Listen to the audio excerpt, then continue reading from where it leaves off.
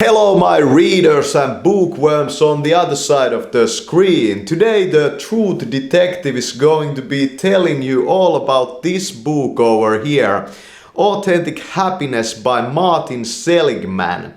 And this book is about happiness and unhappiness, and it's a book about positive psychology. And there's the picture of the author over here in the back, and I'm going to say about this guy's writing style that I really didn't dig this book very much. I was very unhappy with this book, so to say. And one of the reasons is that there are so many of these questions over here, and you have to like rank yourself from 5 to 1 if this is very much like me or if this is very unlike me. And I thought that this is pretty a lazy way to kind of, write a book. And I thought that his writing style has a great flow to it, but at the same time it's kind of dry, and there's so little of stories in it, and it's so all over the place, like I felt that this is a very weird mind, that has written this book. It's focused, but at the same time it's so fucking all over the place that I don't know, but he goes into the basic notion of gratification versus happiness, and kind of the desire and gaining that desire versus just being happy, and how these are kind of related to each other. And the things he talked about, like growing up as a child, and how you should parent children. I didn't quite understand his mentality over here. I kind of gained out of that he's a family man, so I don't have any experience on that, so I can't really say what's right and wrong about that. But I felt that that's just the way this book is. It's a very quick read. I read this in 3 sessions. It's only 300 pages, but I just felt that there was not verbally, it's very his style is so kind of, I would say the vocabulary is kind of limited, I felt, in this. And it had great focus and flow, but it was just so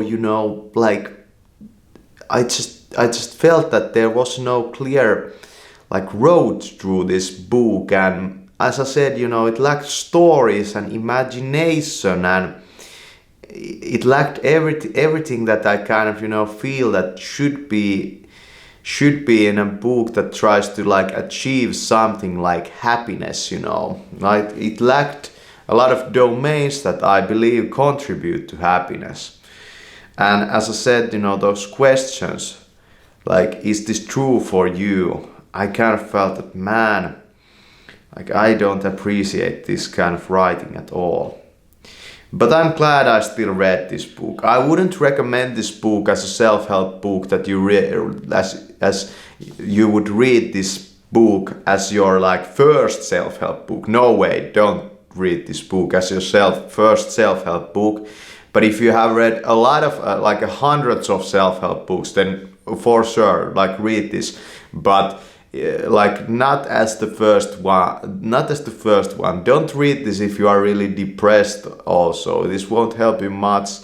The happiness hypothesis by, I don't remember the author, but you can find it, Happiness Hypothesis. It's a better book about happiness, I feel. And yeah, there were he threw a couple of other writer names in this book. I don't know if they have been published by the same author, but here's Mihaly Csikszentmihalyi in the cover. And then he talked about Daniel Goleman, and I have read the book Focus by Daniel Goleman, but I feel that his writing kind of, I don't like that guy, I don't like his style. I think he's not that good of a writer. And yeah, and then he talked about Robert Wright, And Robert Wright is a guy that has done some things related to Buddhism. He has written about Buddhism, and he has written about he has written this book, Non-Zero, that deals with the basic way that human beings conduct exchange. It's interesting stuff, and Robert Wright is I kind of think that he's a great guy, but he just doesn't have any style, and he has a certain kind of style, of course, but his writing is very fucking dry, and I was very surprised that he talked about Robert Wright over here, that Robert Wright is not an academic, or that he's not a professor, or that he doesn't have that kind of a degree, that he's actually like a journalist.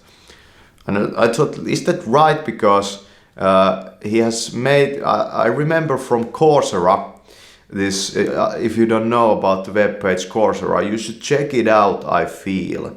I'm gonna make about a video about that also, but Robert Wright has this lecture on there about Buddhism. And it's a great lecture. You should use it if you're really interested in Buddhism. You should check it out. It's a freaking great lecture. You should check it out. But I felt from that this guy's a freaking the driest academic you can find. But I liked about the guy, his humor. He has some of that, dry humor about him. But that was then, But when I look at now, I wouldn't be entertained or interested in the guy at all, probably. I have changed a lot, What I deem kind of good in the modern world is nothing like this, When I talked about the book, what was the book, The Road Less Traveled. Read that book. That book has everything that this book doesn't have, and I believe that I really dig that book because of that. So I don't know if this guy was a psychologist at all, but he kind of didn't tell those stories about the patients, and he was too kind of, I don't know. There was not enough questioning in it, so this wasn't your philosophical type of book.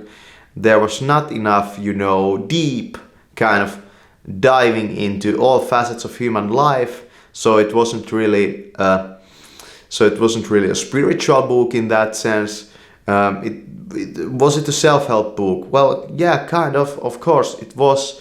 But yeah, man, read it if you want, but I wouldn't recommend it, It's not very an important book. Yeah. Thanks for watching.